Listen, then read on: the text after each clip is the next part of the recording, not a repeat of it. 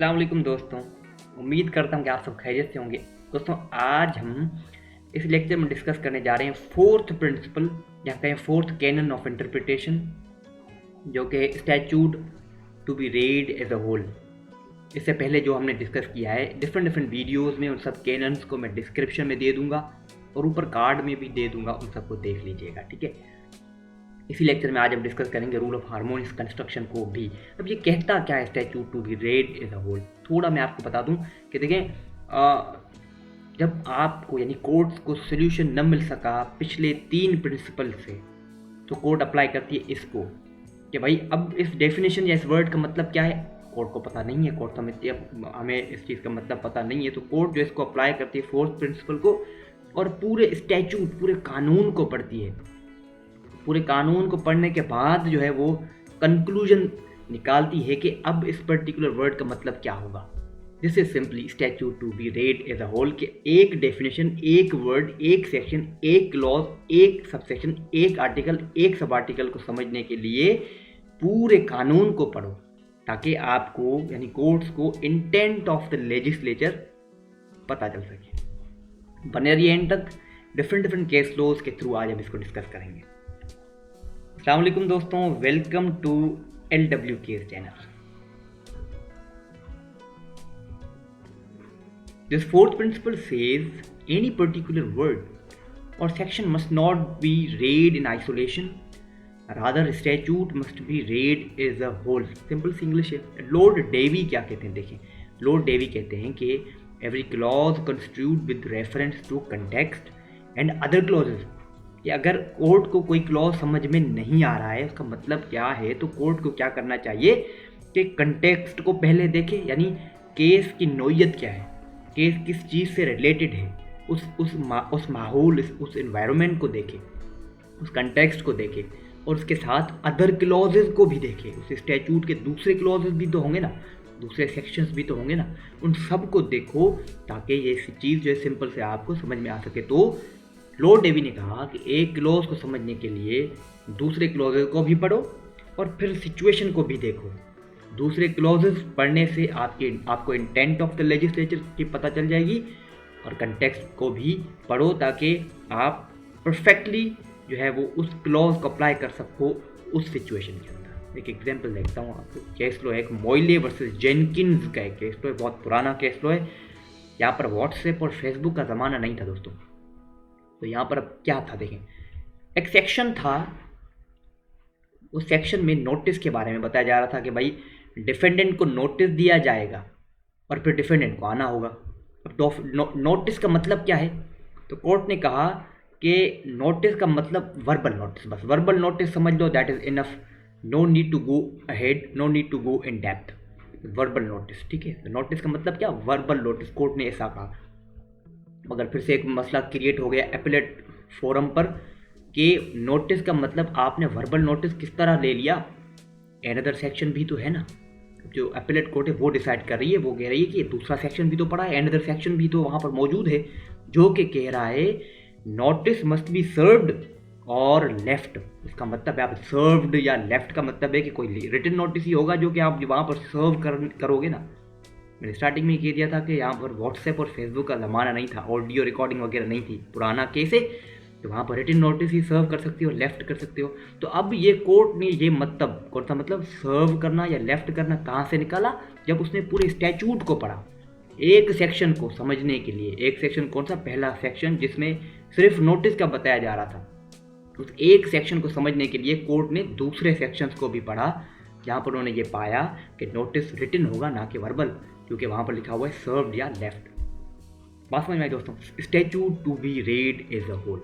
जब दूसरे प्रिंसिपल्स कौन से थे, लिटरल रूल ऑफ इंटरप्रिटेशन हमने देखा, हमने गोल्डन रूल ऑफ इंटरप्रिटेशन देखा, हमने मिस्चीफ रूल ऑफ इंटरप्रिटेशन देखा। जब तीनों से सोल्यूशन ना मिले तो यहाँ पर अक्सर कोर्ट आ जाती है statute to be read as a whole, पूरे स्टैट्यूट को पढ़ती है, कॉन्टेक्स्ट को देखती है, इंटेंट ऑफ द लेजिस्लेचर को देखने के बाद court comes on a particular conclusion. ठीक है दोस्तों, अब थोड़ा सा आगे बढ़ते हैं। तो मतलब क्या होगा इसका, रिटन नोटिस। तो सब्सक्राइब करना मत भूलिएगा, इससे हमारी हौसला अफजाई होती है। Is it possible to read whole statute? क्या फॉर एग्जाम्पल CPC के अंदर कुछ 50, 51, 52 ऑर्डर्स हैं यहाँ पर, उसके अंदर फर्दर रूल्स, ऑर्डर 21 जहाँ पर एग्जीक्यूशन ऑफ डिक्रीज ऑर्डर्स के बारे में बात की गई, कितना बड़ा ऑर्डर भी सब पूरे CPC को पढ़े। यहाँ पर 58 सेक्शंस कुछ अलग लिखे हुए हैं, 58 बोल रहे 158, 158 सेक्शंस मौजूद हैं पार्ट्स में, तो सबको क्या पढ़ना ये पॉसिबल है?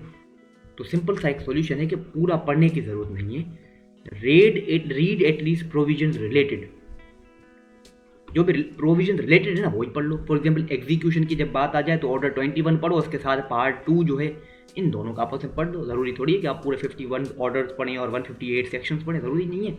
आप ऑर्डर 21 पढ़ लो, एग्जीक्यूशन का पता चल जाएगा, सेक्शन जो है रिलेटेड जो पार्ट 2 में मौजूद हैं वो सब पढ़ लो, बस दैट इज इनफ। मगर जो रिलेटेड हैं एटलीस्ट वो तो पढ़ो, ताकि जो है वो ये आप जो है वो एक परफेक्ट आंसर की तरफ जो है वो पहुंच सको, पर्टिकुलर सोल्यूशन की तरफ पहुंच सको। रूल ऑफ हारमोनियस कंस्ट्रक्शन, इसका मतलब दोस्तों सिंपल मैं आपको बता दूं कि इस तरह कोर्ट जो है वो डिसाइड करे कि एक प्रोविजन परफेक्टली एप्लीकेबल हो जाए एक केस पर, और जो दूसरा प्रोविजन जो भी है या दूसरे प्रोविजंस जो भी हैं वो नाकाम ना हो जाए, वो यूजलेस ना हो जाए, वो अपनी जगह पर सही हों। आप एक सेक्शन परफेक्टली जो है वो टैग करके वहाँ पर अप्लाई कर दो। हारमोनियस कंस्ट्रक्शन ये बात करता है, एग्जाम्पल देखेंगे तो पता चल जाएगा आपको। नॉट एक्सपीरियंसिंग डिसएग्रीमेंट और फाइटिंग, हारमोनियस कंस्ट्रक्शन का मतलब ये होता है कि डिसएग्रीमेंट को ख़त्म किया जाए। दोस्तों एक प्रोविजन था A, दूसरा प्रोविजन है B, दोनों प्रोविजंस मौजूद हैं, इन दोनों में अगर कंट्राडिक्शन आ जाती है, अगर कोई मसला इन दोनों में क्रिएट हो जाता है, तो फिर सोल्व दिस हारमोनियसली, कोर्ट इन दोनों को हारमोनियसली सोल्व करती है इस तरह कि अगर A एप्लीकेबल हो रहा है, B भी एप्लीकेबल हो रहा है, तो स्पेशली देखिए कि कौन सा बेस्ट एप्लीकेबल हो रहा है। A अगर बेस्ट एप्लीकेबल हो रहा है तो उसको अप्लाई कर देगी, बाकी जो B है उसको यूजलेस डिक्लेयर नहीं करेगी। इस तरह डिसीजन ना दो कि B यूजलेस हो जाए, ऐसा डिसीजन दो कि A एप्लीकेबल हो जाए और B अपनी जगह पर सही हो, बस कंटेक्स्ट के हिसाब से वो एप्लीकेबल नहीं हो पा रहा है। ठीक है दोस्तों, ये है simple. Drafting a statute is not easy, as we know, every provision has a reason behind. It is only by reading the enactment as a whole does one enter into the position to resolve an apparent conflict and reconcile the conflicting provisions. ठीक है, तो सबको उसको साथ लेकर चलना है आपको। By this construction, courts have to find the perfect provision to fit in the context and not to declare any provision useless. Example को देखते थोड़ी देर में। Court has to find which provision is general and which one is special. A provision था, B provision था, अब इसमें से जनरल कौन सा है, इसमें से स्पेसिफिक कौन सा है। स्पेसिफिक इस तरह के स्पेसिफिकली उस केस पे बिल्कुल बेस्ट फिट हो जाए, that is special provision. General यानी वो आम है, उस केस पर अप्लाई नहीं हो सकता, मगर कोई आम सिचुएशन कोई आ गई तो वहाँ पर शायद वो अप्लाई हो जाए, तो वो फिर वो वहाँ पर स्पेशल हो जाएगा। Again by reading all the statute ही ये पॉसिबल हो सकता है, यानी statute to be read as a whole, पूरे को पढ़ना पड़ेगा, तब पता चलेगा कि कौन सा जनरल प्रोविजन होगा, कौन सा स्पेशल होगा, and after seeing the intention. ठीक है दोस्तों, now there is Industrial Disputes Act 1947 का एक केस है, जहाँ पर हुआ ऐसा कि सेक्शन 17 में ये बात की गई थी कि जो भी अवार्ड दिया जाएगा, अवार्ड यानी डिसीजन, वो गवर्नमेंट को दिया जाएगा।